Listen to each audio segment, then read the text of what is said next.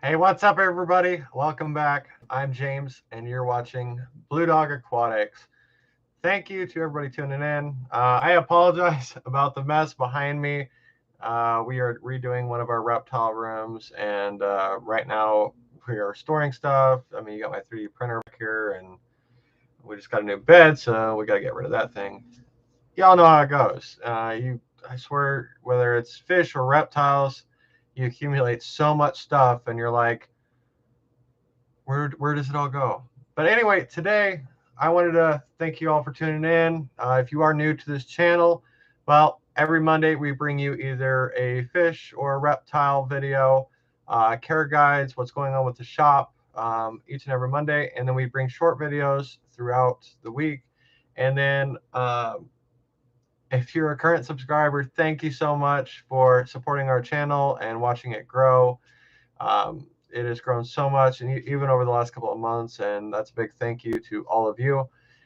Also, I wanted to give a big thank you to each and every one of you, my YouTube subscribers.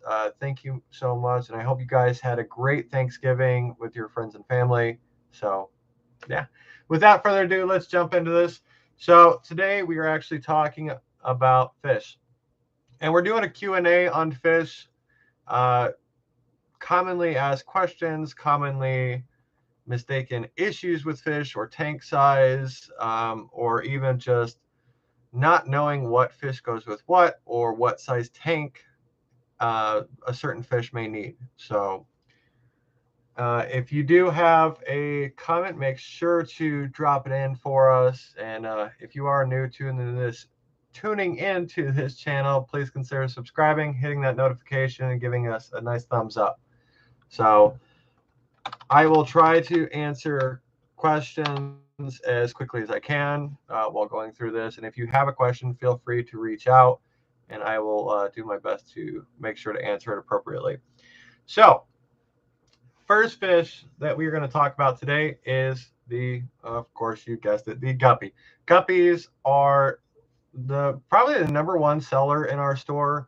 And that's because they're small, they're beautiful, they're vibrant, and they reproduce like you don't even have to try, and they will. So people use them as feeders, people use them as show displays. There are just so many different benefits and beauties just in guppies. But there's some things about guppies that people don't know. So if you have let's say you want to breed them, typically you do a trio, and this really falls under any type of fish. You always want to have 2 females and 1 male. The reason we say that is because the males, if you have more males than females, they are going to run her into the ground. The Zen Ginger, hey, how are you doing? Thanks for tuning in. I am doing very, very well. Thank you. I am so happy. Thank you for stopping in.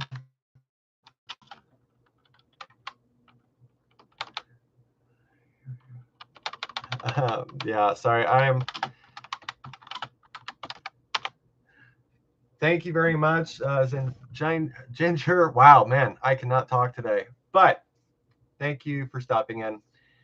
Let us know if you have any questions on fish talk. That's what we're covering today. But like I said, really when it comes down to fish, you always want to do at least a trio. You want to do 1 male and 2 females.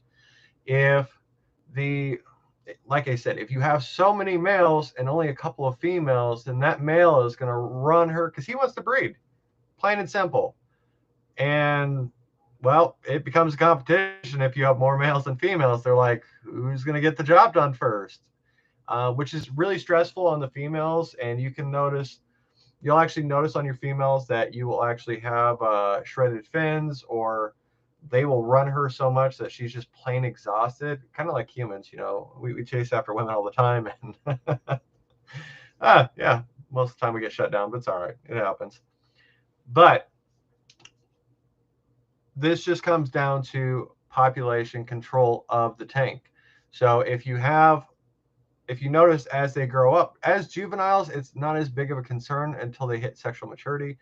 But If you notice that you have more males that are peaking up, then you might want to have a different tank. Now, the cool thing is that you can actually have a tank of just males, and they will be completely fine because they have nobody to fight over. Or you could do a complete tank of just females. And same thing, it's not going to be an issue. It's only when you intermix the two where there's conflict. So just be mindful of that. Typically, guppies should be in a minimum of about, and this comes down to how many you have. So if you just have a trio, a 10-gallon tank would be perfectly fine with that. But if you start doing, and the reason why I say 10 and not like a 5 or a 1, you want to give these fish room to move. Kind of like what we do with filtration, where if you have a 40-gallon tank and you need filtration for a 40-gallon tank, you buy a filter that is rated for an 80-gallon tank. That way you overfiltrate. It's the same with giving fish room to swim. If technically they are only allowed to have Discord, so maybe a few folks will come in. Oh, awesome. Thank you so much. But if you have a 10-gallon tank, well, that's going to give them plenty of room to swim around, plenty of room to move. And that's what we want. We want happy, healthy fish. When it comes to, and this, we're going to jump over to tetras now. Now, tetras are a schooling fish. And this could be Danios or neon tetras or rasboras. These are all schooling fish. So you want to have a minimum of 3 to 5. What's up, Blue Dog? Did you ever catch that thief who stole a frog the other day? So if you see that post on there, what he's actually talking about on my reptile side is we actually had a little punk kid that came in, and while I was helping another customer, he took it on himself to steal one of my Pac-Man frogs, put it in his pocket, and walked out the door. Stupid on him because I have more cameras than a bank, so I'm going to see who you are. I'm going to see what your license plate is. Unfortunately, to answer your question, we didn't catch him. I know exactly who he is, and he hasn't been back in my store, and police won't do anything because it's a $50 frog. And I guarantee you it died just by the way that he took it out. So it's really unfortunate that people are that way. And because of that idiot, I actually now have locks on every one of my enclosures. And that makes it more painful for us and more stressful because now it takes additional time for us to go and unlock every enclosure. It's so frustrating that I thought people were better than that. And I mean, I still try to believe that people are, but this new generation of people are just punks and they need to get, a whooping. It's just unreal. But back to what I was saying about schooling fish. So schooling fish, you typically want to have 3 to 5 at a minimum because with the schooling, they like to stay together. They do better in numbers. So take a piranha, for example. A piranha by himself isn't likely to take on a very large prey. He's going to go, well, I'll take my shot here, but I'm probably going to die. But if you have 40 piranhas, power in numbers, just like we do with everything, they're going to go, okay, this prey does not look that big now, and there's 40 of us, so we're going to get this thing taken care of. With community fish, it's the same concept. They're going to feel safer in numbers. We actually have a cichlid at our store that he's the only one of his kind that we have at the store, which is unfortunate. He spent so much time in quarantine that all the other ones got sold. And so when we moved him out on the floor, he never came out, always hid. And so what we did was we actually moved some of our giant Danios in with him because they and community fish. And in doing so, it made him feel safe. He was able to actually come out from hiding, and now he swims around with the Danios, which is just absolutely awesome.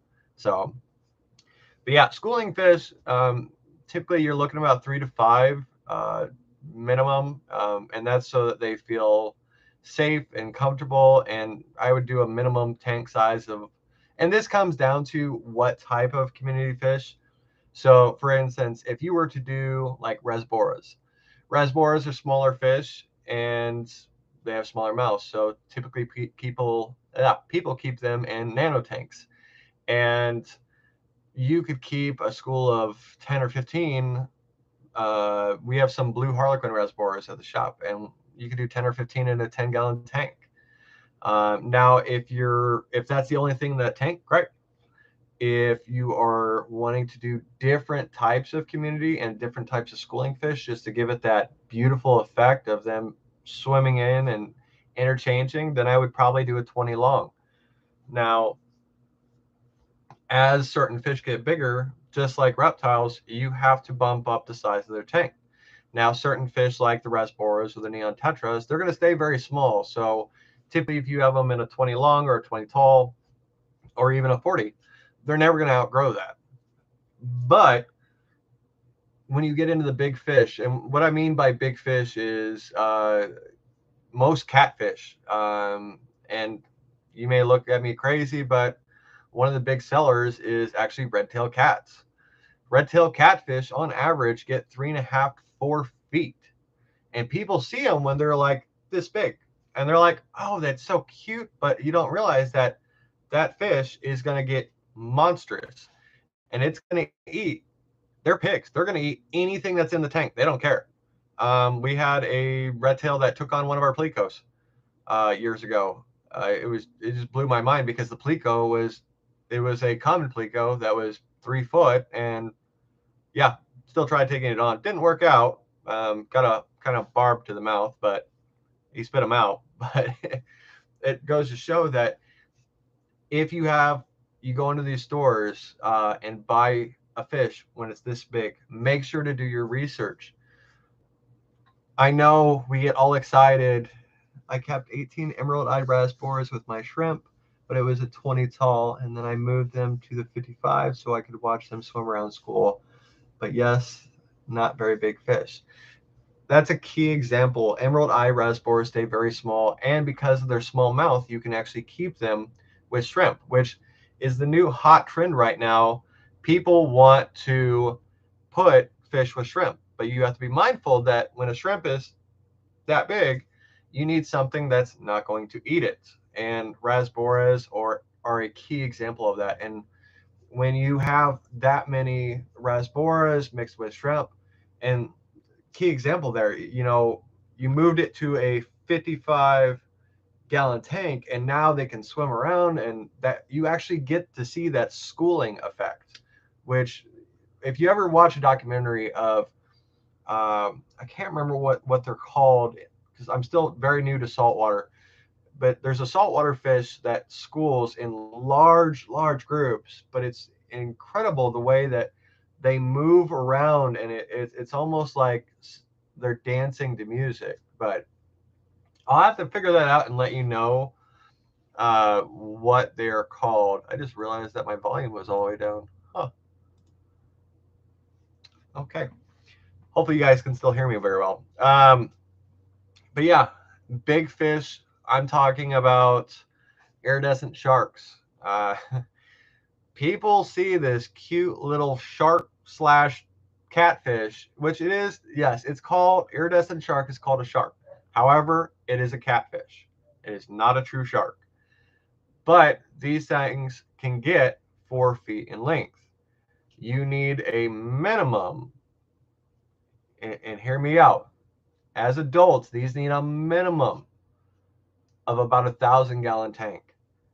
They are monsters. They get huge, and they are pigs also. It seems like all big fish are just pigs.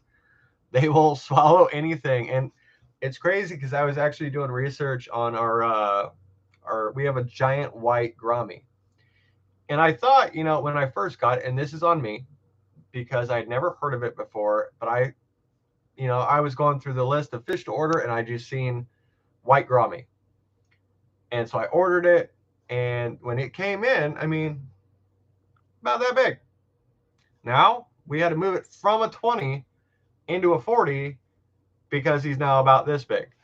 And I didn't realize that these fish actually get to be about 2 feet in length. And that's the thing when I say, I would rather, when I have customers come into my store, I have no problem answering questions. I really don't. I think education is power and key because if you teach people the proper way to care for a fish or a reptile or whatever, then this is the way we keep fish and reptiles alive for what they're supposed to live for. Key example on that is betas. Betas, oh my God, I get on this so many times at my store because people are like, well, Petco has them in these little cups. Okay, yeah. So they're like, well, so I'm just going to keep it in that. Well, it's going to die in about a couple of months. And yes, there are exemptions to the rule. Some of them will live in there, but it's not healthy for the fish. We've actually done studies on different fish, and they've done studies that when a beta is put in with fish in appropriate sized enclosure, and what I mean by appropriate is a minimum of a 20 lung. And I'll go over in just a second how you may say, well, how are you putting beta with fish? I've heard that they kill everything. I will cover that in just a second. But with betas, they are going to have, I don't want to hear people say, oh, it lived a long and happy 3 months. That is unacceptable. When we take on the responsibility of caring for these animals and these fish, it is our job to let them live a long and happy life. And that is not 3 months.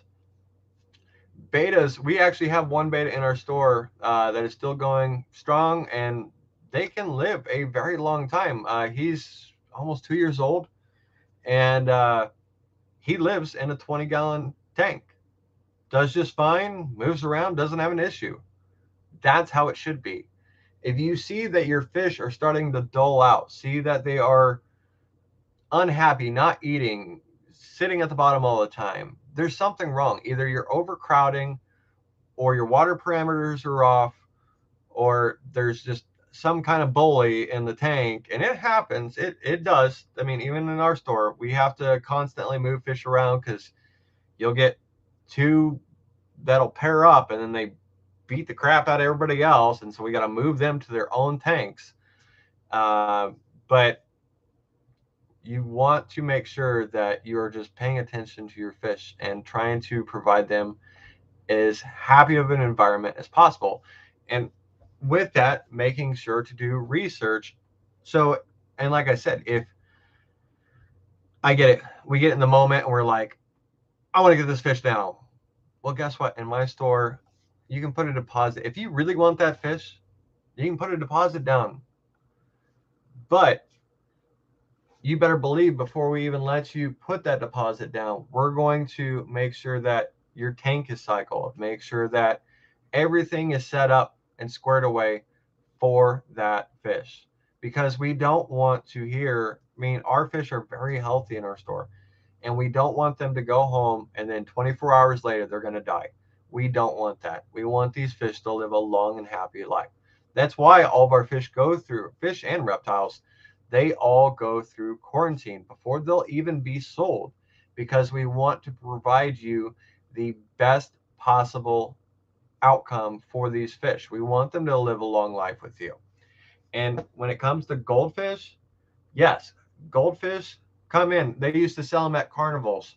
Oh, this big, win a prize. But guess what? Most goldfish that were sold in those bowls died. Do you know why? Swim bladder issues. Because people assumed that you could just keep them in a bowl. But what people don't realize is that goldfish are a type of carp, which grow to about 4 foot. So you, just like any other big fish, you need to make sure that you are bumping it up and making sure that they have a bigger environment so that they don't have the swim bladder issues, so they don't get ulcers, so they don't get stressed and they just up and die. We don't want that. But on the beta talk, sorry, how to introduce a beta in with fish. Trust me, it can be done. We have a beta in just about every single tank that we have at the store.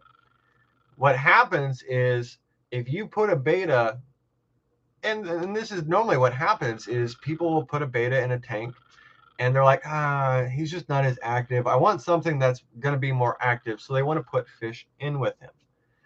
Typically, when you put a beta in a tank first, the beta claims territory to everything. That's why you see him zipping around and going in different little hides. He's claiming everything as his. So any outside fish or whatever, he's going to run into the ground to make sure that they have no part of his home. But we figured out that if you introduce fish first, let them get acclimated, and I typically tell people at least let them be in there for a few weeks, they will claim territory to everything. And so when you introduce your beta, and yes, your beta might try to pick a fight with the biggest male, but most of the time it's not going to go anywhere. But, or females. I have noticed we have a female lately that uh, one of our males, it's a female molly, but he will chase her anytime she's pregnant. So I don't know if it's the pheromone that she is putting off that's kind of driving him crazy, even though they're different types. But you want to add the fish in first, and then when you apply or put the beta in, the beta has nowhere to claim as his own. And so, and don't get me wrong, I'm not saying like he's an outcast and he's sitting on the edge of the tank. No, he will still move around the tank, but he can't find something that is specifically his. And so there's no reason for him to get that aggression where he's like, okay, I give up. We are just, yeah, I'm not going to fight you guys. So, and they live harmoniously. Now, giant gecko, or not giant geckos, sorry, I ordered reptiles today, so they're on the brain. Um, Giant betas are a different story because they are about 2 to 3 times the size of a normal beta. So that is something that you would typically, I tell people either between a 30 and a 40 gallon is ideal for a giant beta. But like I said, if you want fish in there, I'd introduce the fish first and then introduce the beta. Anytime you buy fish, big things is A, know what you have the space for. Because whether that fish is 2 inches today or 6 feet today, you need to make sure that you have room to upgrade it to a bigger space if it needs to grow out of it. Now, I have people that come in, they're like, oh, yep, that'll be the perfect corner spot. Or the nice thing is nanos. Nanos are always hot and trending because nano tanks don't take up a lot of space. You can set it on the end of your desk. You can set it on the end of your counter. They don't take up a lot of space, but water parameters, just like any other tank, are a lot more precise.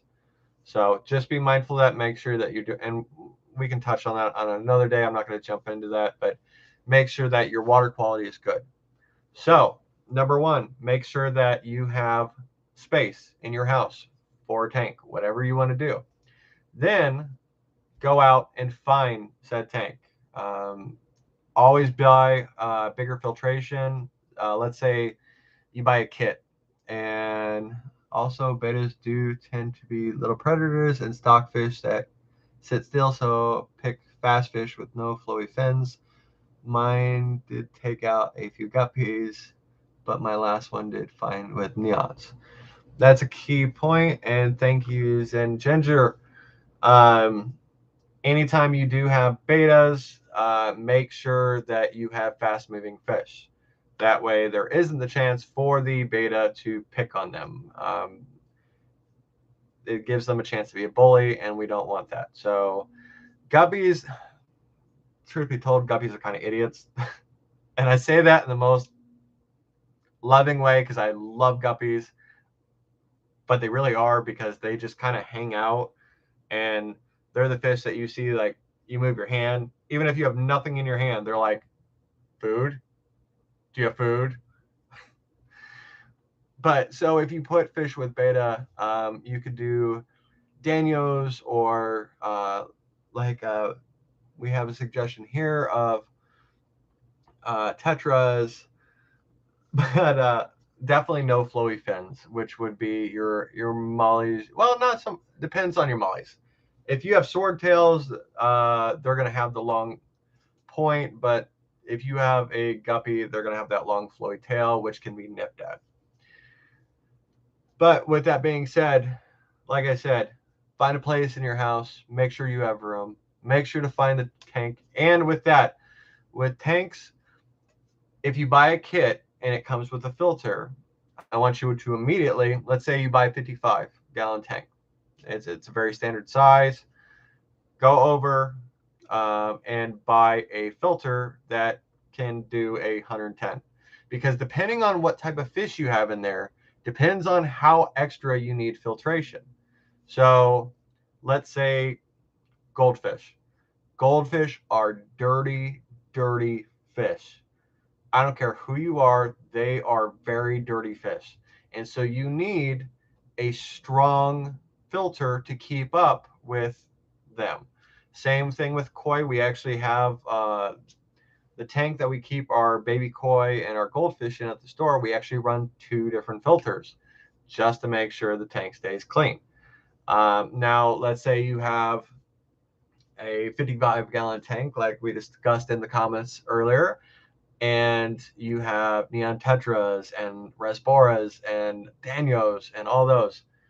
The higher amount of fish that you have, the stronger you want that filter, because each individual fish is putting off a bioload, which is waste. It's and it could be, stuff coming out of the fish. I'm trying to keep this stuff coming out of the fish, or it could be maybe you fed a little heavy, and so that is breaking down into waste. You want to make sure that the filter can compensate for that. Next, once you've found that, so we have tank placement, we have the tank, we now have the filter. Lighting comes down to what you want to happen. Now, if you just want to have fish in there with fake everything, then heck, you could go over to Menards and pick up a 7,000 lume shop light, and it'd light up the tank just fine. No need for anything special.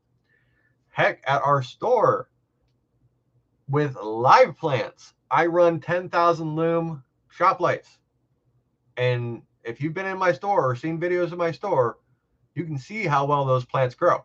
I don't have any special lighting over them. However, there are certain times that you need specialty lights for plants. Now, our CO2 tank that is up near the front of our store, that runs a lot of our red plants, which we have to dose with iron and potassium. And we actually run an aquatic full spectrum light. In that instance, yes, you do need specialty lighting. Same with our saltwater fish, because we have coral and fish, we had to buy specialty lights. You can't, on sometimes when it comes to lights, you can't cheap out. If you want this big, beautiful tank, sometimes you have to spend the extra money. And trust me, lights aren't cheap. Now, once you have the full setup, something that isn't always covered. People buy tanks, but they forget number 5, which are lids. Be mindful of what type of fish you want in this tank, because let's take, for example, rope fish. We have one 40 breeder in our tank or in our store that has tape all the way around it. And that is because of a rope fish. For granted, he stayed in there, which was the idea. But there are a lot of fish that can sneak out through where, that plastic piece that comes on the back of the glass or the cutouts, and you cut out for your heater cord or your airline or your filter. Guess what? That is an avenue for an animal to jump. And you're like, oh, well, that never happens to me. Really? Shrimp do it, crayfish do it, ropefish do it, cichlids do it. They do it for a number of reasons. We have one of my shrimp tanks downstairs. We have purple Metallica shrimp. And we could not figure out why they kept disappearing. And all my tanks are taped to make sure that nobody climbs out. However, there was a pin-size hole on the outside of the airline going into the tank, and that we found a bunch of little dead bodies right there.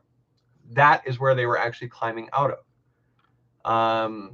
My shears are known jumpers, especially if you get fish that are fast moving, whether it's rainbow shiners, danios, big cichlids, Oscars, they'll jump.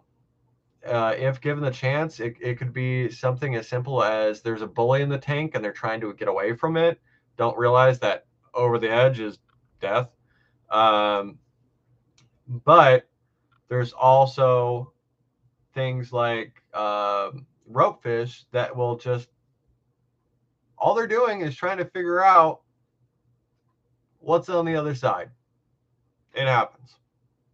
We came home from one of our stock ponds. We actually had a 4-foot by shear that jumped out of the pond completely. And thankfully we were able to find him quick enough and get him put back in. But no clue. And after that, we put a net on the top of the pond, and we didn't have any issues after that. So that covers the first 5 things. On to number 6. I've often heard that at night they see openings as a light or possible movement, which will literally jump toward it and not knowing they're out. Yes, exactly.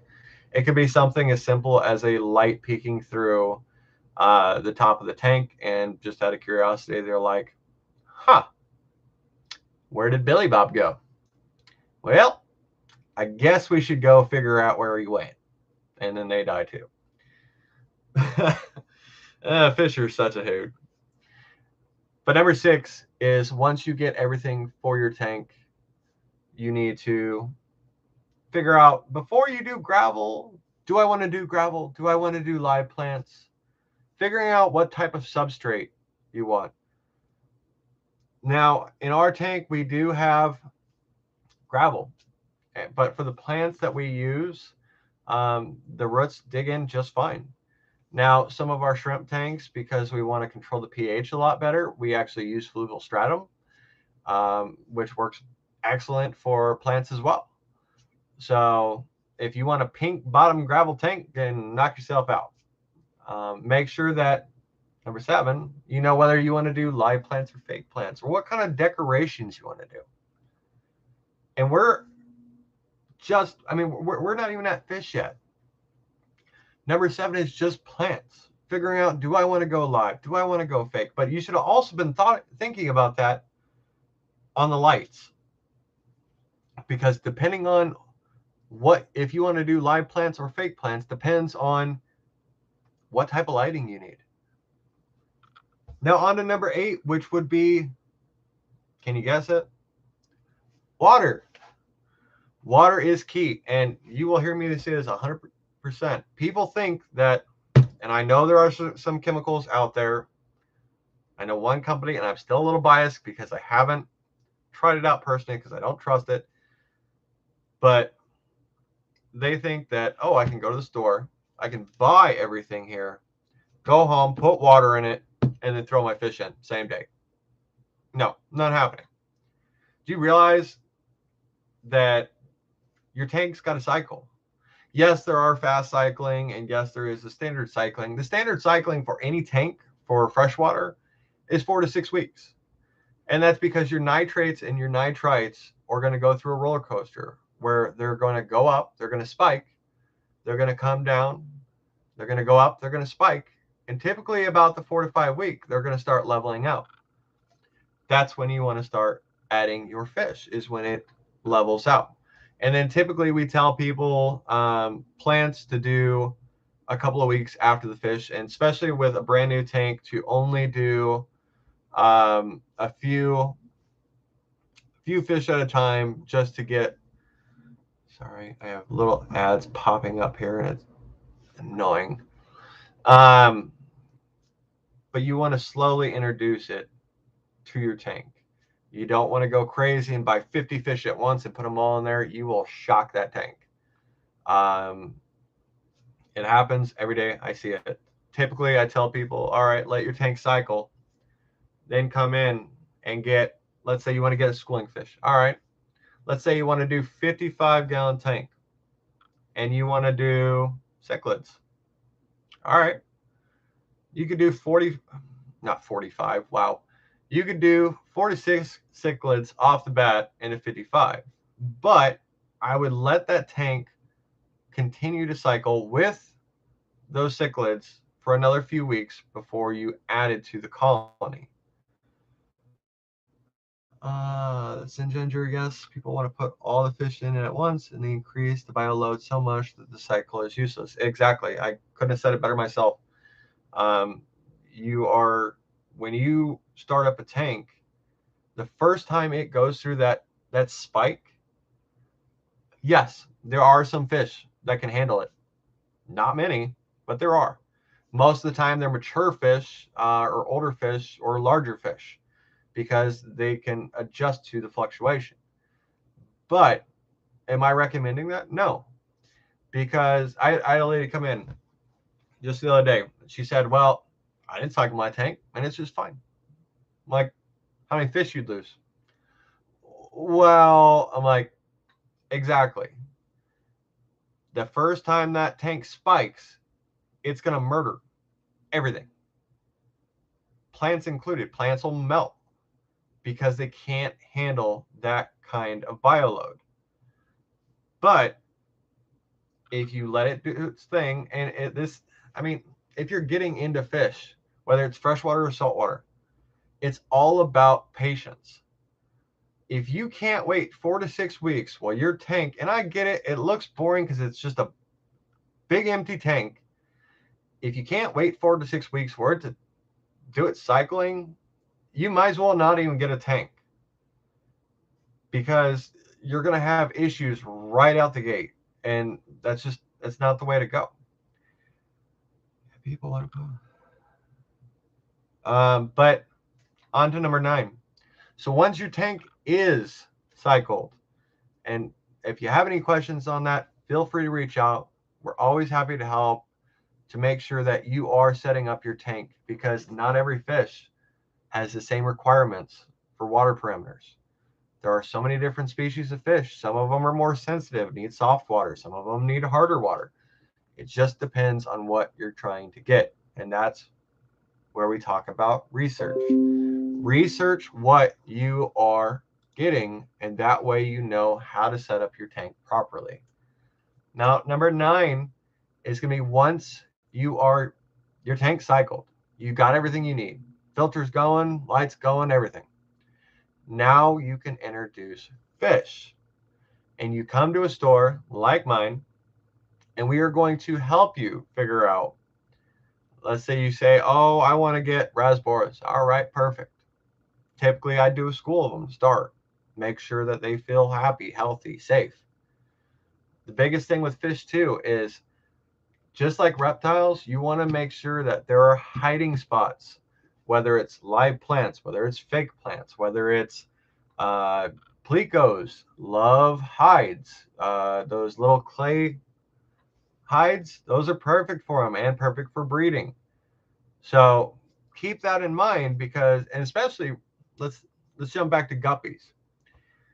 If you want guppies and you want them to breed, I'd recommend doing like a water sprite or a kambaba or different types of filigree where it's going to be a big bushy plant. And these, for those of you that don't know, these are all live plants. And this gives the babies places to hide because if you have no hiding spots in the tank, and this could be for peacock cichlids or any kind of live bearer, the parents are going to go cannibal. Angels are notorious for it.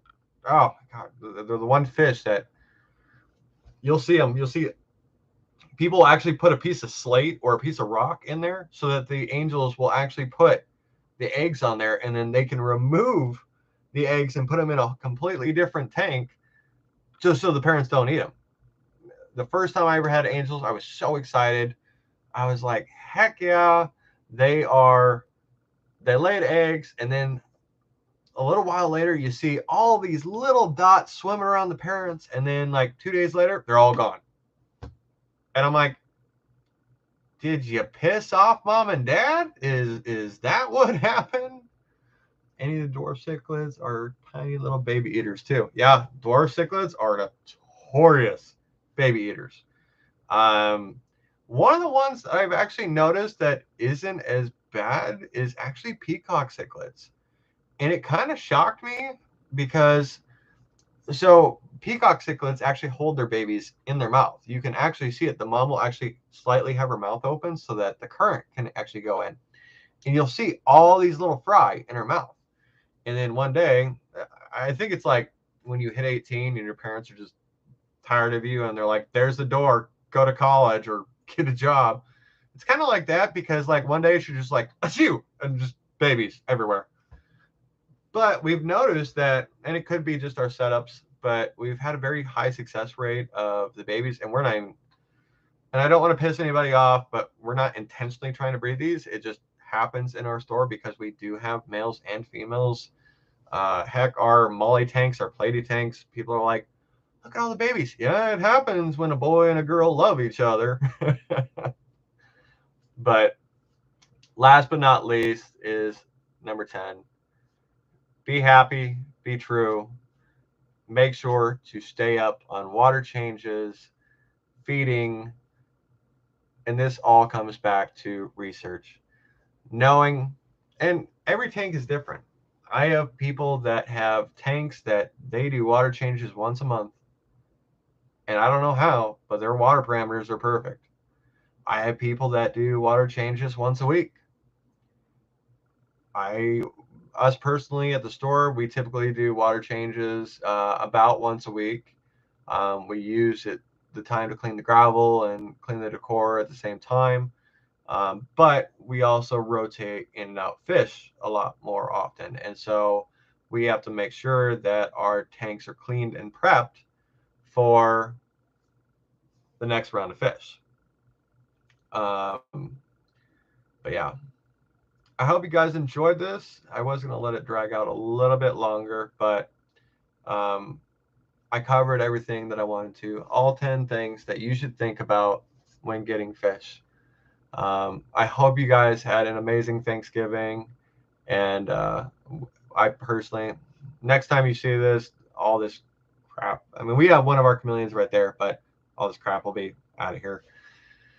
Joys of moving stuff around. But anyway, thank you guys so much for tuning in. Please continue leaving us comments on what your thoughts are. What's your favorite fish?